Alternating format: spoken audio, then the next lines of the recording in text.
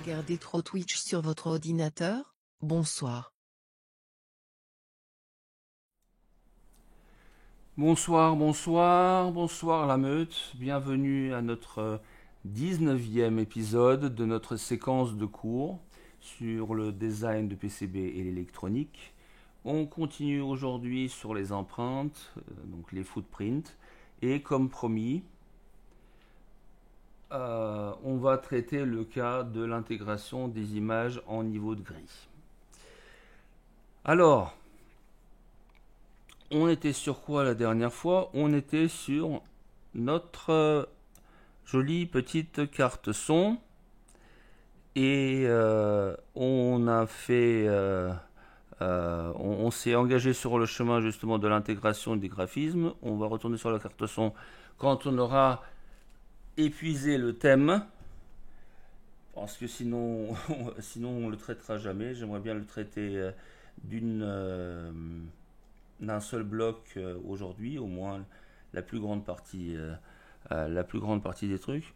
Alors, ce que j'aimerais bien vous montrer, c'est que les graphismes sur PCB, c'est, enfin, mis à part tout ce qui est figure géométrique, traits, tout ça, enfin, tant que vous n'avez pas de euh, d'éléments qui sont pas vectoriels, ça va. Après, je vous répète encore une fois, le format de fichier Gerber est un format vectoriel. Donc il faut, pour toute image que vous voulez intégrer, il faut la vectoriser d'une manière ou d'une autre. Alors, avant de nous engager sur comment faire, je vais vous montrer quelques résultats. On va prendre un truc très simple. Alors, je vous montre où est-ce qu'elle est. Voilà. Bon. Une petite carte que j'ai faite. Bon. Mettre en grand déjà.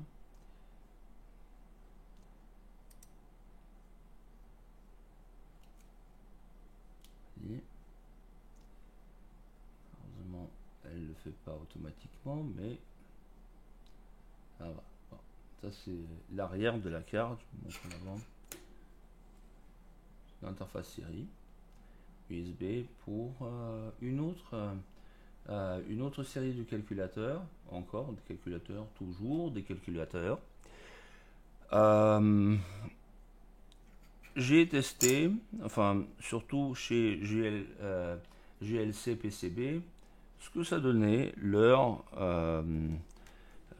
qualité d'impression pour les silkscreen.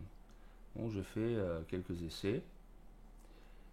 Ben, le Panda, enfin celui-là, on va pas parler du Panda parce que j'ai eu un grand conflit avec la boîte qui l'a fabriqué. Heureusement qu'ils l'ont fait. Enfin, il y a une série de ces plaques qui ont été faites correctement, une autre série non, tout simplement parce que les deux équipes étaient différentes et les processus étaient différents. En fin de compte, la boîte en question a un set de machines et des équipes séparées pour des micro-séries, c'est-à-dire quand vous faites une commande de 5 plaques ou de 10 plaques, et une autre où vous commandez 30 et plus. Et ça, c'était en quantité 50. Et en fin de compte, 50, enfin, ceux qui ils m'ont autorisé d'avoir un silkscreen, c'est-à-dire le truc en blanc, directement sur du cuivre. Alors que dans toutes les règles de l'art, au moins chez eux, il faut avoir un silkscreen sur un solder mask. Ce qui m'a valu, enfin quand j'ai commandé 5, je pense 5 unités de celle-là, bah, ils ont supprimé le silkscreen et le Panda est juste en cut-out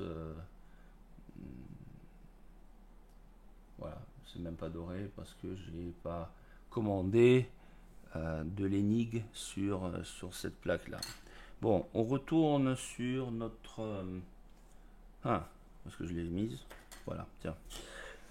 On retourne sur notre convertisseur E500, Sharp E500. Alors, ce graphisme-là, c'est un graphisme vectoriel. Ça a été fait en Inkscape. J'ai dû apprendre Inkscape juste pour ça. Je vais vous montrer euh, enfin, en KiCad ce que ça donne en théorie. Est-ce que je l'ai foutu? Ça, c'est le CEO Interface. À une époque, je faisais des mauvais... Enfin, les noms de mes répertoires, ils étaient très mauvais. Et après, pour retrouver quelque chose...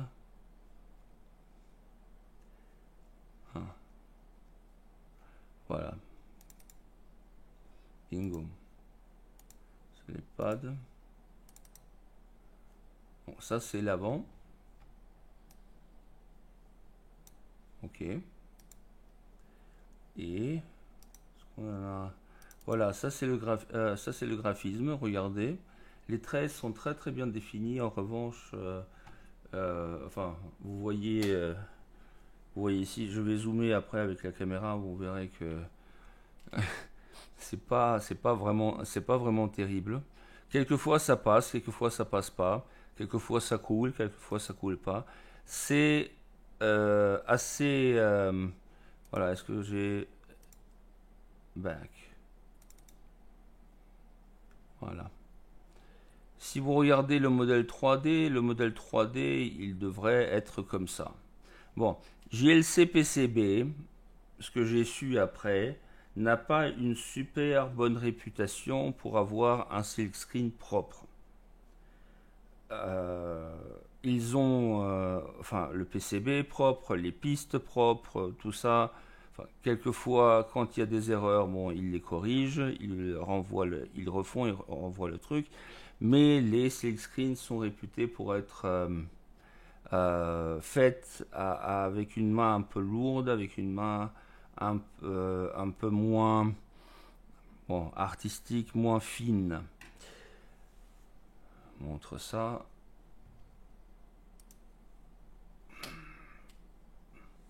Donc ça, c'est quelque chose que vous devez savoir quand vous vous engagez dans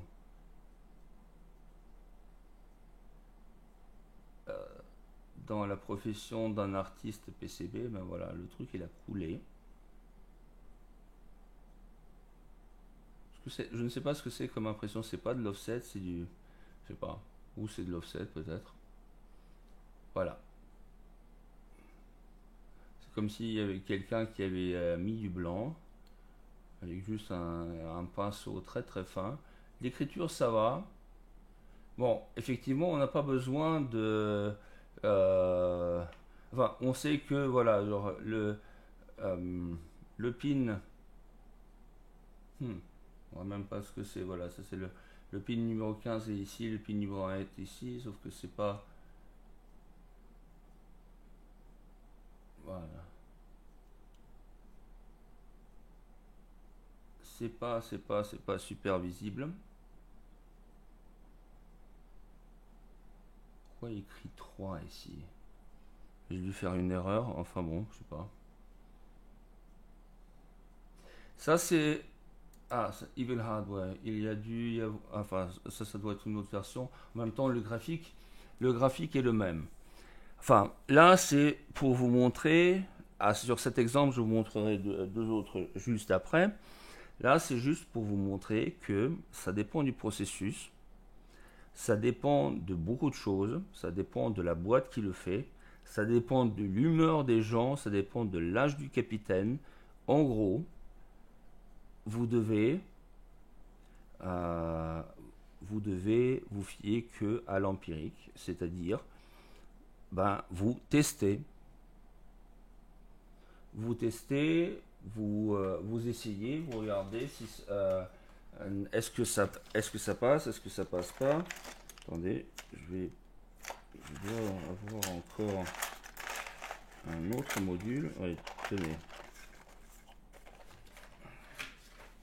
Pour faire une carte de visite, je voulais la faire sur PCB. Je me suis dit, j'aimerais bien avoir le double aigle de notre pays, comme il est sur ma carte de visite actuelle, sur le truc.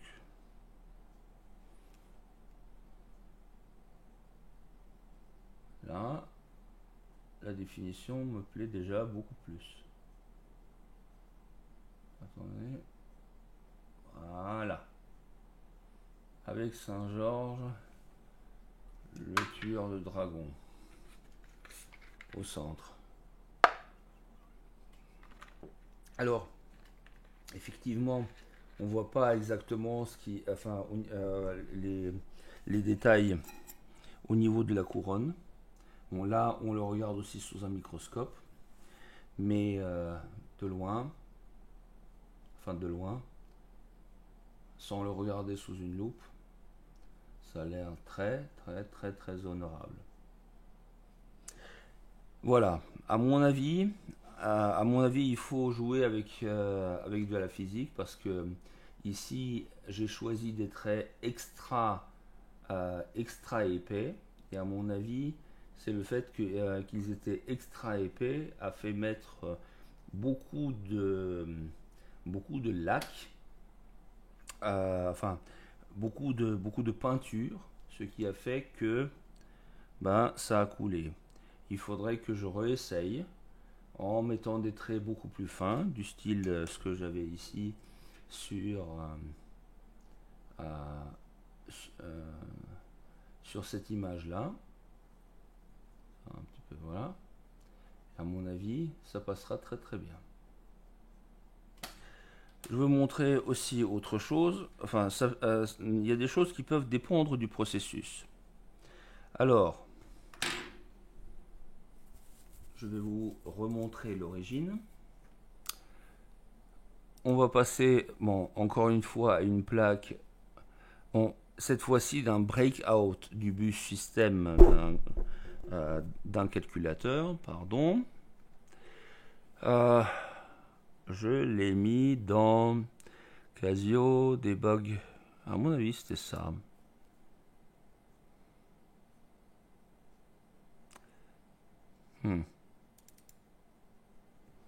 Pardon. Bon, pas tout de suite ouvrir ça. Je pense que j'ai les images pile là. Voilà. Ça, c'était le rendu. Ça, c'est ce que je voulais avoir. Et là, bon, le graphique a été... Pourquoi il est petit? Ah oui, 500 x 422, oui. Ça, c'est clair. Celui-là, il est un petit peu plus grand. On va regarder un petit peu plus en détail. Alors, vous voyez, ça, j'ai fait une image en 1, 2, 3 couleurs. En fin de compte, ce que j'ai fait, j'ai utilisé, j'ai pris cette image-là. J'ai découpé l'écran. J'ai gardé ces dimensions-là. Bon, je l'ai passé en transparent. J'ai gardé ces dimensions-là. J'ai découpé l'écran et j'en ai fait une empreinte. Le deuxième truc, et l'empreinte, c'était au niveau du solder mask. Je vais vous montrer ça plus en détail. Après, j'ai pris ce qui restait, c'est-à-dire la carcasse, qui est en noir et blanc. Et, alors, ça dépend pour quel truc. Alors, pour l'avoir en blanc sur noir, alors que, bon, j'ai interverti les couleurs. J'ai créé ça. avec ça comme découpe. Et j'ai superposé les deux empreintes. Ce qui fait en théorie ça. Et en pratique, heureusement,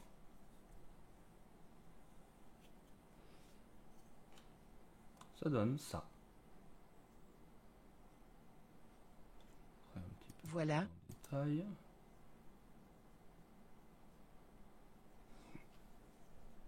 Bon, j'ai cliqué sur le mauvais truc, je suis désolé. Ouais. Ouais, vas-y. Bon, mieux. Donc, il y a, bon, ça c'est du solder mask. Le blanc dessus, c'est le silk screen. Et vous savez la découpe, en fin de compte, il y a un trou au niveau du solder mask pour révéler l'or, enfin le cuivre doré nickel derrière. On va le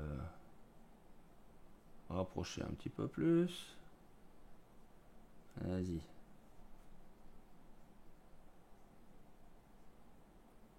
Voilà. Et comme vous remarquez, bon, attendez, ça va être difficile de... Regardez. Regardez ici combien il y a de points.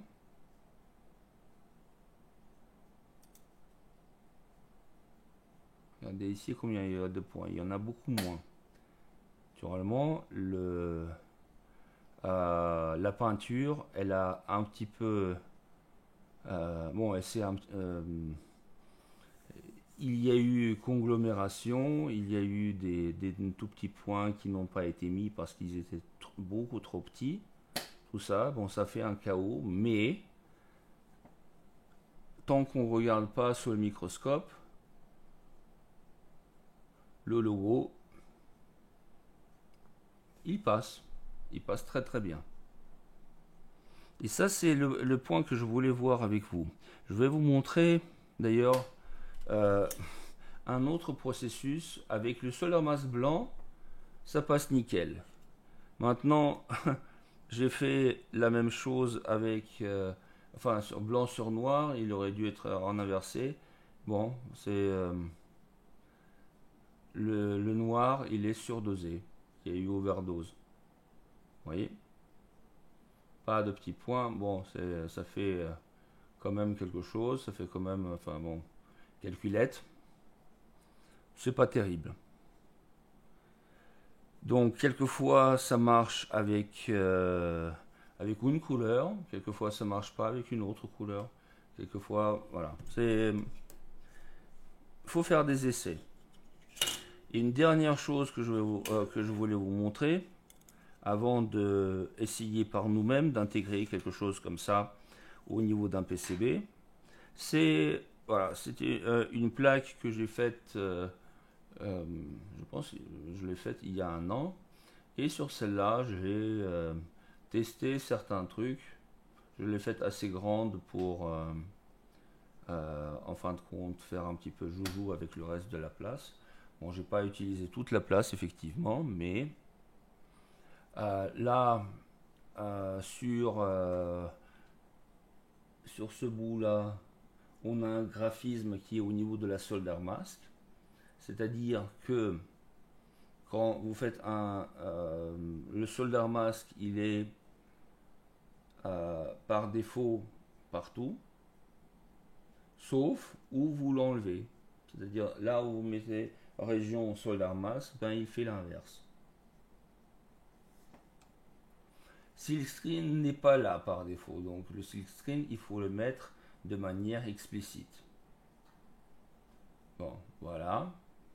Donc là, la rose, enfin bon, genre, la rose des vents un petit peu castrée, ça c'est du solder mask. Pardon, ça c'est du silk screen.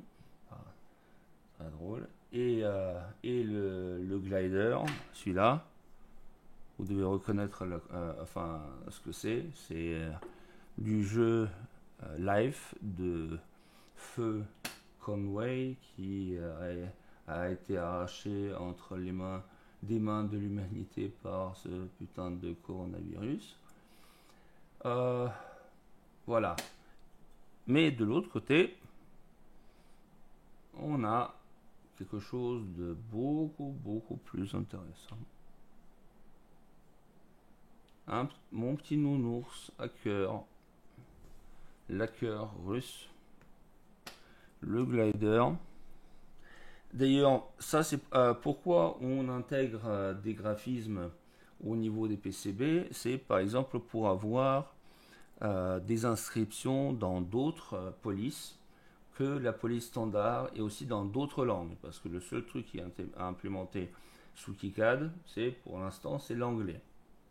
Pour tout le reste, vous faites des graphismes, vous intégrez ça. Soit vous êtes bon sous Python et vous faites un script pour transformer les polices standards en trucs vectoriels compatibles Gerber. Pour l'instant, j'ai pas vu de script. Enfin, j'ai eu des gens qui arrivaient à le faire, mais qui n'ont pas partagé de script qui était utilisable. Ce qui est dommage. Autre chose, regardez ce joli nounours, regardez combien il y a de points. Et je vous ai dit une chose, ça c'est problématique. En fin de compte, ce nounours, bon, c'était un test si c'était possible de faire ça. En fin de compte, oui, c'est possible, mais vous avez des effets assez intéressants. Regardez, je vais vous montrer le projet d'origine. C'est mon G850 Teensy Storage and Operation Center. Alors, ça c'est le truc routé. Je vais vous montrer. Ça c'est sideways. Est-ce qu'on a une vue derrière? Ça c'est l'image d'origine. Non, non, non. Front, routing, pinout. Non, ça c'est... Je l'ai pas faite. Pas grave. On va charger le projet. Vous allez vite comprendre.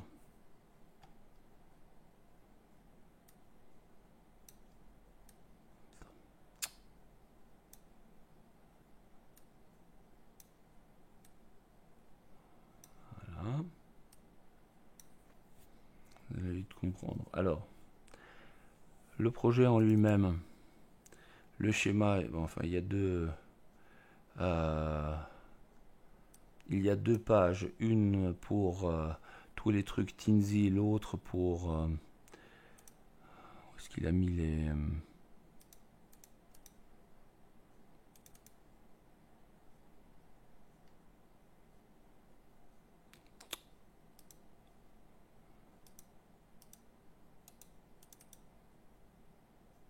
et qu'est-ce qu'il me fait? Oui, c'est bon. Et en fin de compte, le PCB. Alors, pour travailler sur le PCB, pas de problème. Maintenant, j'aimerais bien avoir une petite vue de quelle gueule ça a en 3D. Je fais Alt 3. Je suis sur une machine à 4,2 GHz, un Exacur avec 64 GB de RAM, une RTX 2080 et il réfléchit encore. Enfin,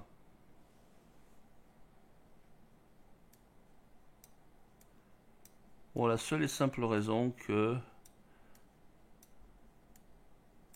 Ce putain de nounours, il est composé de tellement de points, ça fait tellement d'objets. Regardez,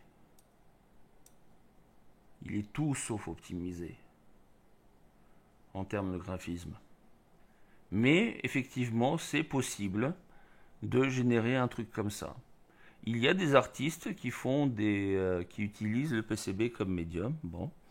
Le deuxième effet qui se coule que ce PCB ours avait, c'est, enfin, pour utiliser le vocabulaire de Sébastien, ben quand j'ai voulu le regarder dans les online, enfin, dans les online viewers de PCB, de fichiers Gerber des producteurs chinois, ben, il a oursé les viewers. Ça veut dire que juste cette plaque-là, à l'époque, a planté 3 sites. Comme ça.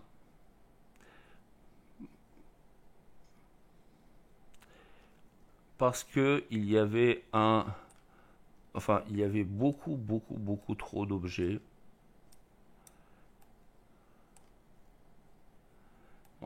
Depuis le temps, ils ont fait des upgrades. Effectivement, ça c'est pas quelque chose qui va trop les impressionner, mais effectivement euh, la complexité. Si vous êtes dans le mode, voilà, je fais des changements, je regarde ce que ça donne, je fais des changements, je regarde ce que ça donne, ben vous avez toujours des temps d'attente. Dans ce cas-là, bon, euh, c'est c'est compréhensible, hein. Dans ce cas-là, je vous conseille de garder de garder l'application des éléments graphiques tels que voilà, tels que quelques trucs artistiques, l'ours et tout le reste, pour la fin, tout simplement quand tous les composants sont mis, parce que sinon vous allez perdre les nerfs à attendre à chaque fois que tous les éléments soient chargés dans la mémoire, soient calculés et ainsi de suite. L'ours, effectivement, une grosse charge pour le système. Ben, le petit logo du Casio PB1000 que je vous ai montré, il, il n'est pas léger, enfin, il est nettement plus léger que cet ours, mais il a quand même il a pas mal d'éléments et vous avez une petite temporisation dès que vous le mettez sur un PCB. Il y a temporisation de quelques secondes, le temps de charger tous les points. Voilà. Ça c'est un petit peu les conséquences d'utiliser ce genre de truc. Et maintenant, on va tenter par nous-mêmes, non seulement tenter, mais aussi réussir à intégrer des graphismes en niveau de gris sur un PCB. Et pour ça, je vais vous montrer quelques trucs sur Photoshop. Je pense que d'autres éditeurs graphiques avancés, à mon avis GIMP pourrait le faire aussi, sauf que je ne connais pas les capacités de GIMP, ni... enfin, Photoshop pour l'instant me suffit amplement. À vous de voir comment vous résolvez les trucs. Maintenant, comme je vous ai dit, n'oubliez pas que les graphismes sur PCB, c'est de l'empirique. Il faut tenter, il faut voir ce que l'usine elle fait et adapter selon le processus. Ou changer d'usine tout simplement. Alors, on ferme ce projet-là. On réouvre, non pas EagleCAD, vaut mieux pas. On réouvre celui qu'on a fait, voilà, Toile Pro.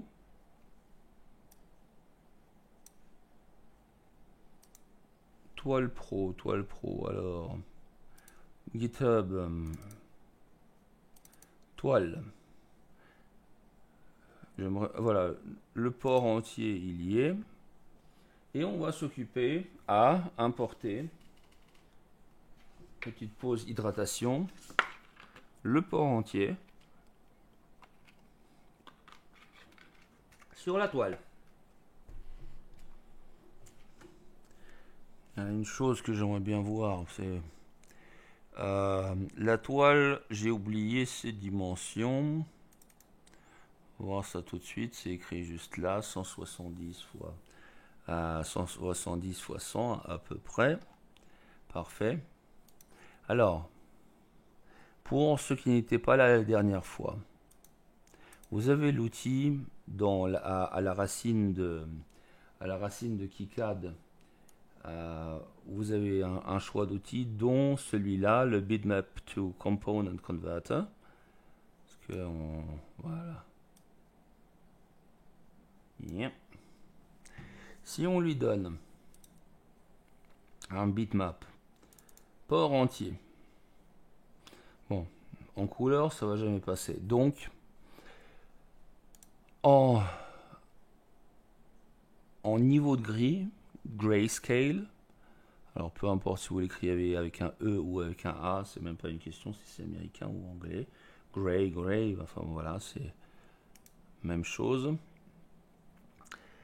La chose qu'il sait faire, c'est mettre un niveau, une limite à partir de laquelle, par exemple, en niveau de gris de 0 à 100, si je mets 85, ben, tout ce qui est valeur de gris au-delà de 85,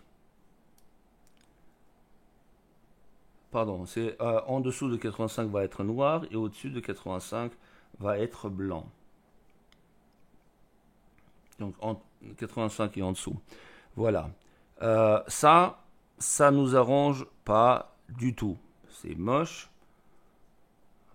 En gros, c'est moche. Et surtout, ça fait beaucoup de points si vous regardez. Ça va encore une fois ourser les systèmes.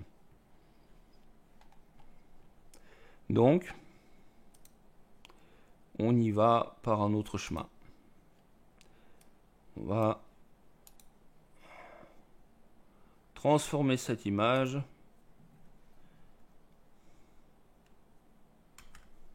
hors projet.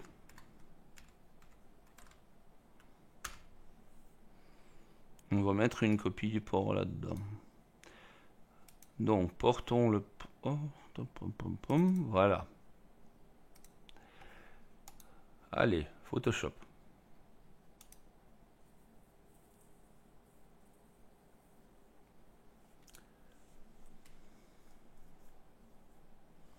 Bon. À partir de là, de toute façon, il faudra tricher. Je vous explique. La meilleure des choses, c'est d'écrire le texte. Le texte, vous pourrez l'écrire de toute façon après coup. Vous n'avez pas besoin de l'intégrer à l'image, ou vous attendez que vous ayez une bonne image et après vous intégrez le texte là-dedans. Donc même si le texte n'est pas visible au départ, c'est pas grave, vous mettez une couche et par au-dessus et vous l'écrivez tout simplement à la fin. Donc on va s'occuper là pour l'instant uniquement de notre mammifère succulent. Première chose, on va le transformer en noir et blanc. Donc il y a une méthode, soit on enlève toute composante de couleur, ça donne ça. Ouais, bof. Ou on le fait comme un photographe, en black and white, et on lui précise que voilà certaines certaines choses. Peut-être un petit peu plus. Épaules.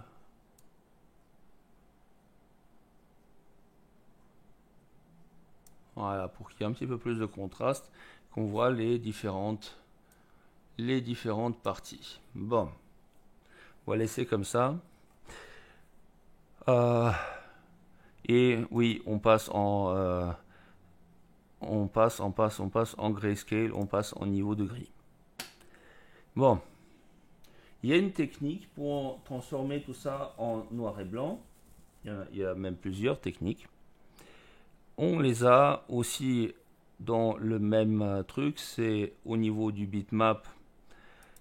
On a ce qu'on avait dans KiCad, c'est le threshold, c'est-à-dire à partir en dessous de 50%, enfin 0 jusqu'à 49,999, c'est noir, au-dessus c'est blanc.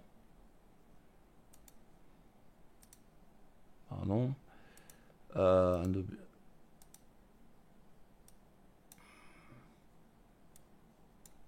Il était à 72, donc on va lui laisser 72. Donc ça va être ça. C'est pas ce qu'on veut.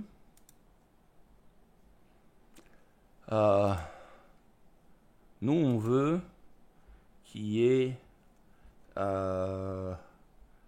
qu'il fasse qu'il fasse une collection de points. Alors il y a l'ancien pattern dither.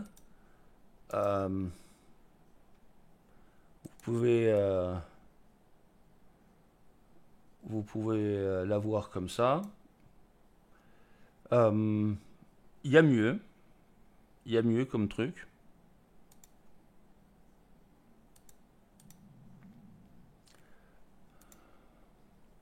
Il y a ce qui s'appelle le diffusion dither. Alors, voilà. Beaucoup plus sympa. Le dithering, j'en ai aucune idée. Enfin, je sais comment ça se traduit, mais je ne sais pas comment est-ce que le mot il convient à cette utilisation. Parce que si je regarde, où est-ce que c'est d'ailleurs? Ah, voilà, tiens. Dithering, hésitation, tergiversation, voilà. En fin de compte, il a hésité un bon nombre de points ici, surtout le cochon. Voilà, ça c'est du dithering. En noise ou en random, ce qui fait un truc beaucoup plus sympa, surtout de loin. C'est comme s'il y avait des niveaux de gris. Le problème, c'est que vous avez vu la quantité de points.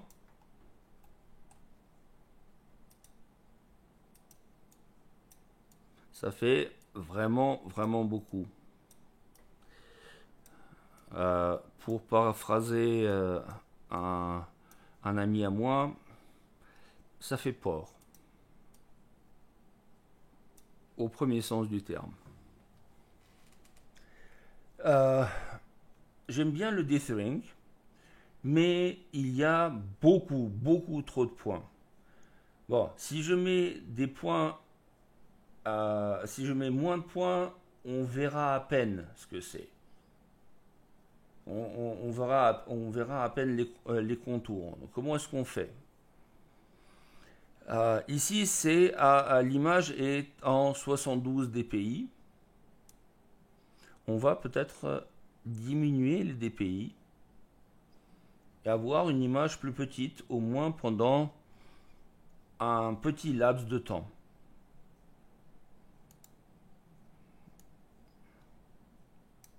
Undo bitmap. Si par exemple, alors encore une fois, tout ça c'est des essais. Ça c'est quelque chose que j'ai essayé avant ce cours. Il y a plusieurs méthodes de faire. Voilà, ça c'est vous le faites en essayant quelque chose, en testant, en regardant, en éliminant la solution la plus mauvaise. Alors, on refait le dithering.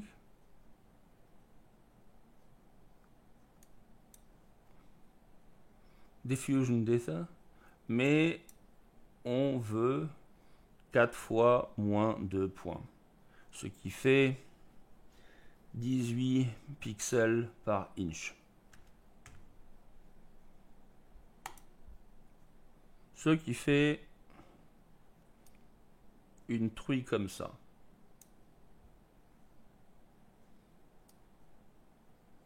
De loin, on voit que c'est un animal. On voit qu'il y a plusieurs parties, par-ci, par-là, voilà. Bon, là, le texte n'est plus lisible, mais comme je vous ai dit, les inscriptions, on peut les mettre après.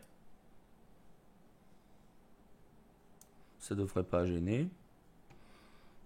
À la limite, même pour ne pas faire chier le monde. Ça, on enlève ça. Bon, on a une truie comme ça. Qu'est-ce qu'on en fait?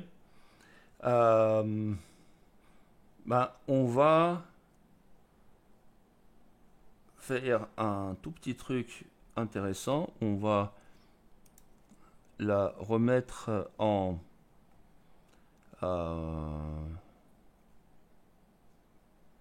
bonne question. On va le remettre en grayscale, size ratio 1. Et maintenant, on va l'agrandir x 4. Donc ça fait 640 d'un côté, donc encore une fois x 2, ça fait 1280.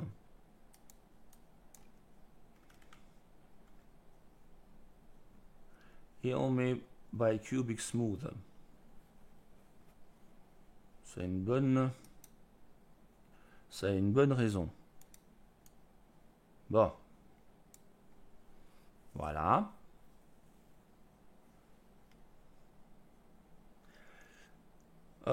Maintenant, on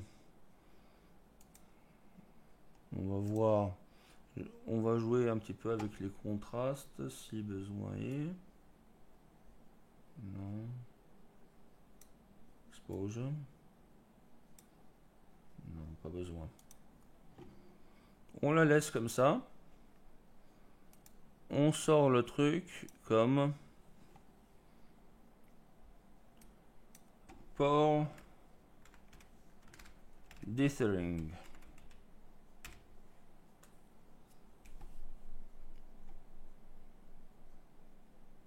En JPEG, pourquoi pas.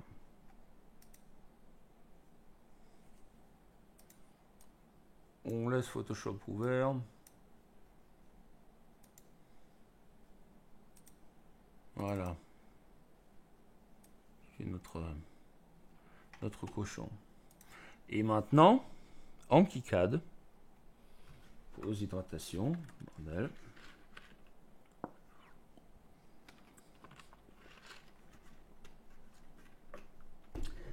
Et maintenant en KiCad, on va réouvrir Toile Pro. Oui, oui, pardon. Continue, non. J'avais complètement oublié. C'est déjà ouvert. On va... qu'est-ce que je voulais dire? Voilà. On ouvre celui-là. Load bitmap. Pour projet. Pour dithering. Alors, il y avait une bonne raison pourquoi j'ai mis sur smooth. Parce que il allait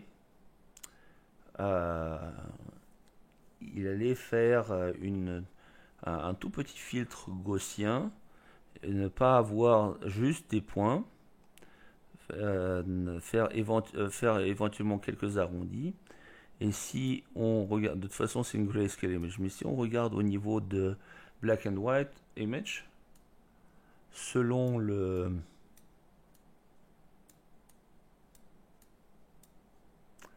alors ça me plaît pas parce que il y a des enfin c'est du JPEG, il y a des artefacts, donc on va fermer ça. On réouvre Photoshop et on le sauvegarde en tant que PNG. Ça va prendre un petit peu plus de place, mais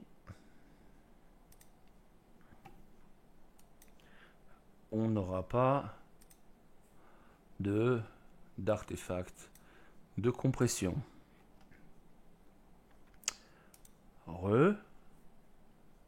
Load bitmap. Voilà. En black and white. Voilà. Si j'augmente au max, il n'y a pas d'artefact de compression. Et là, je choisis le threshold, c'est-à-dire à peu près le niveau qui m'intéresse.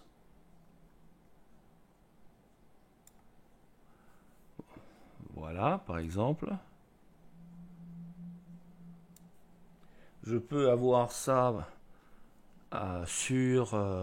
au niveau du solder mask et faire les inscriptions comme il faut faire les inscriptions sur la partie haute, c'est-à-dire sur le seal screen ou juste à côté dans ce cas-là. Alors 19 x 19 et ça fait ça fait quelque chose de très très grand. Donc on va lui remettre 72 x 72, ça fait 451 mm. Non, ça fait un port de 45 mm. J'ai pas de PCB comme ça. On va lui mettre un petit port de 4 cm x 26. Ouais, joli truc comme ça. Et on le met, pourquoi pas, sur le silk screen, pourquoi pas. Alors regardez, juste le smooth, il fait que beaucoup de pixels sont agglomérés avec d'autres pixels ici, ce qui fait qu'il y ait en tout moins d'objets, parce que il y a certains pixels qui sont collés ensemble.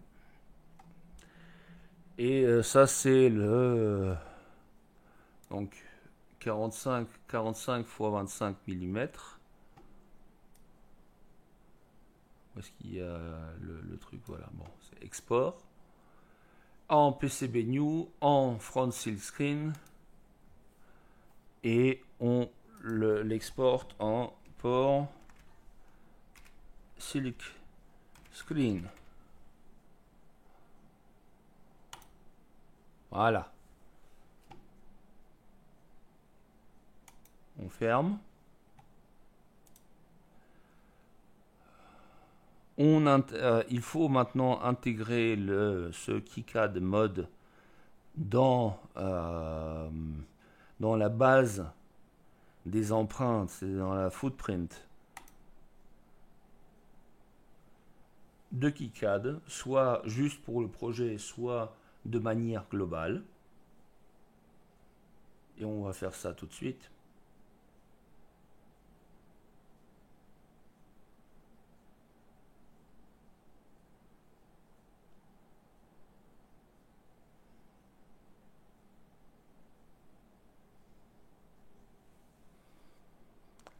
Alors, on importe import footprint from KiCad file.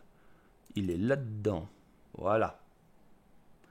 Et on le sauvegarde dans... On l'a mis dans cours PCB. Voilà. Pourquoi il a sauté? Non, voilà, c'est bon. Panda Silk Screen, il est là. Panda Solder Mask, il est là. Port Silk Screen, il est là. Et ben maintenant, PCB est sauvé. Je ferme tout ça. Je regarde de nouveau ma toile. Et je mets un footprint. Le fameux court PCB, pardon.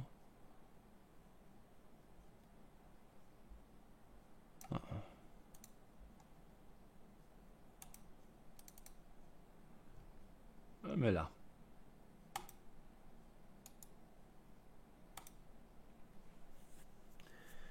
Et maintenant, Alt 3. Comme ce truc-là a quand même pas mal de points, il faut attendre un petit peu.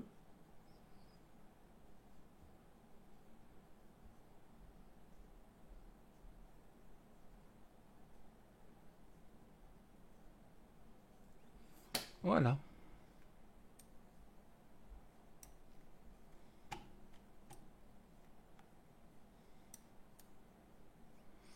Et je vous ai montré surtout la méthode aussi, comment le faire plus clair, plus foncé, et ainsi de suite.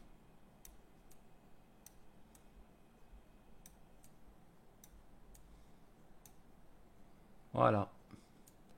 Comme ça, on fait des niveaux de gris.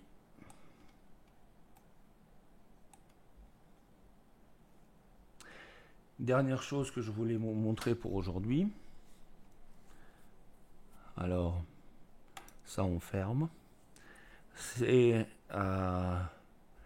l'histoire du Casio PB1000 en graphique. Je ne l'ai pas optimisé, donc le nombre de points qu'il y a là-dedans, vous avez vu, des fois ça passe, des fois ça passe pas. Ça c'était une des choses que je voulais tester, si ça passait au niveau de la chaîne de production de JLC PCB. Alors je vais mettre, la grille est importante là-dessus. Je vais rajouter un footprint.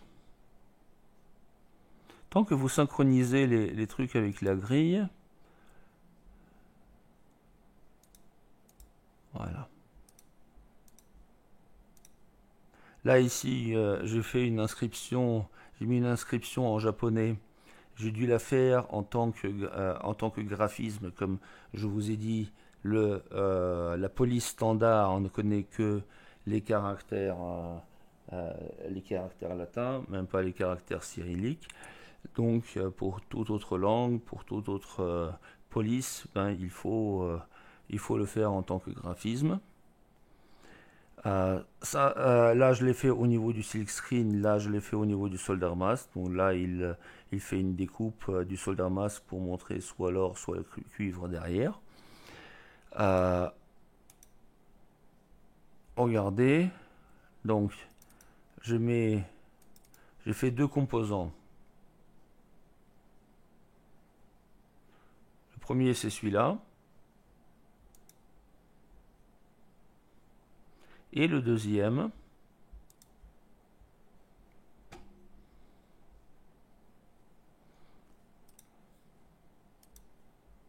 ça. Et ça, c'est l'avantage des grilles, parce que vous pouvez justement aligner sans aucun effort. Regardez. Pile poil. Clic. Et maintenant, Alt 3.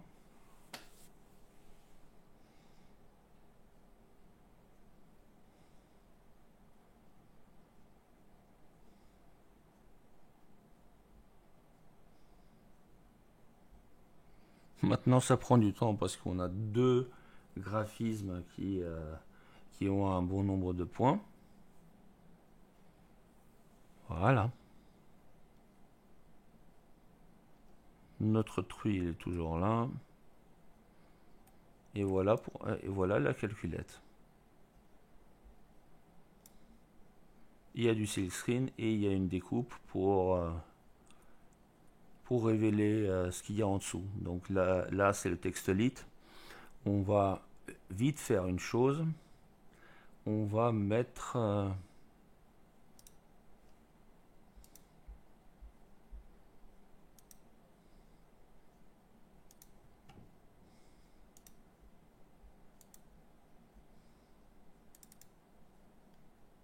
du cuivre par en dessous. du cuivre doré.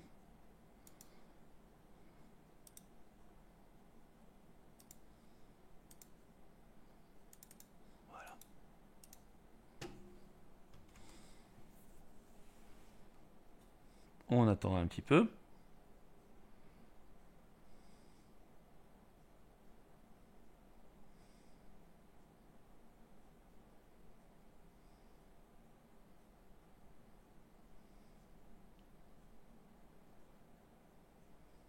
On attend un petit peu. Bon.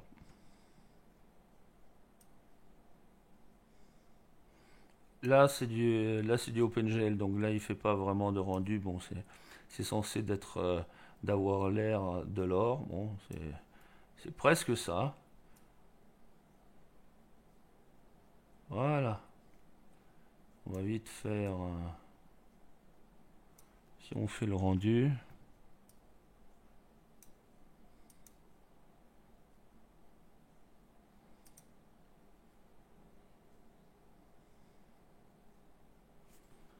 Et si on faisait le rendu.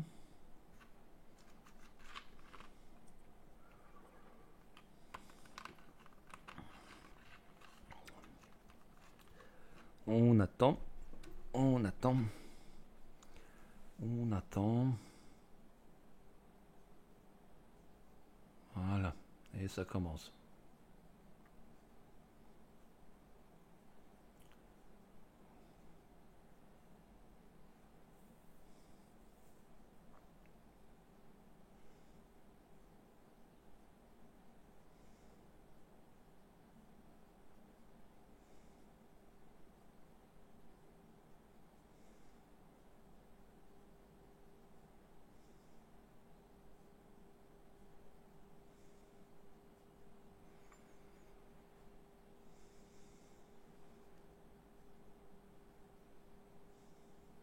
Il faudrait que je teste l'export sur Blender, parce que les nouvelles versions sont tellement plus rapides maintenant, pratiquement la vitesse de rendu avec Cycles a été multipliée par 2. Maintenant, surtout que j'ai une carte, une 2080 Ti là-dedans, une 2080 RTX, pardon, pas TI.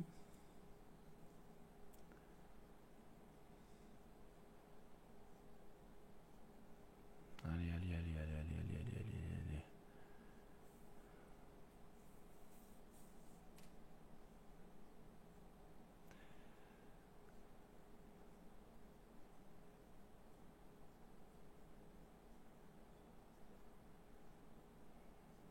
Je vais couper au moment où il aura fait le rendu du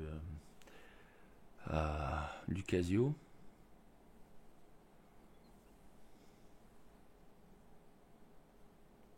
Enfin, pendant qu'il fait le rendu, voilà une des méthodes que j'utilise pour diminuer le nombre de points qu'on a au niveau du dithering, pour ne pas alourdir trop le PCB en lui-même.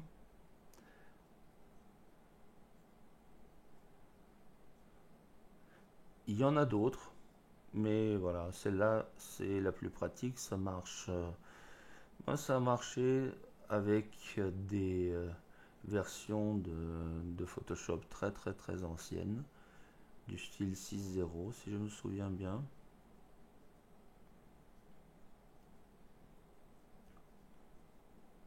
Et il devrait y avoir quelque chose de similaire, peut-être sous GIMP ou d'autres utilitaires euh, de graphisme. Il y a même une probabilité que, si je me souviens bien, sous CorelDRAW, il y avait un utilitaire qui permettait de vectoriser un, un graphisme, un bitmap, et le convertir dans le format natif de CorelDRAW. Après, bon, euh, après, sous EPS, par exemple, SVG, je ne sais pas, à mon avis aussi. Et sous CorelDRAW, il y avait la possibilité d'indiquer la complexité des objets et comment la vectorisation se faisait. Donc euh, beaucoup plus de réglages que qu'offre KiCad ou tout autre logiciel là-dessus. À vous d'essayer. Voilà. C'est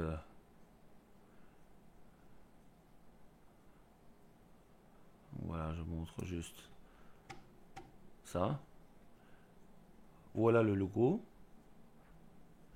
Bon, comme je vous ai dit quelquefois, le processus il permet d'avoir autant de points, même si, enfin, sous le microscope, il y a des points qui sont connectés, euh, qui font des agglomérations, c'est pas grave. De loin, c'est-à-dire sans regarder sous le microscope, euh, ça doit passer. Voilà.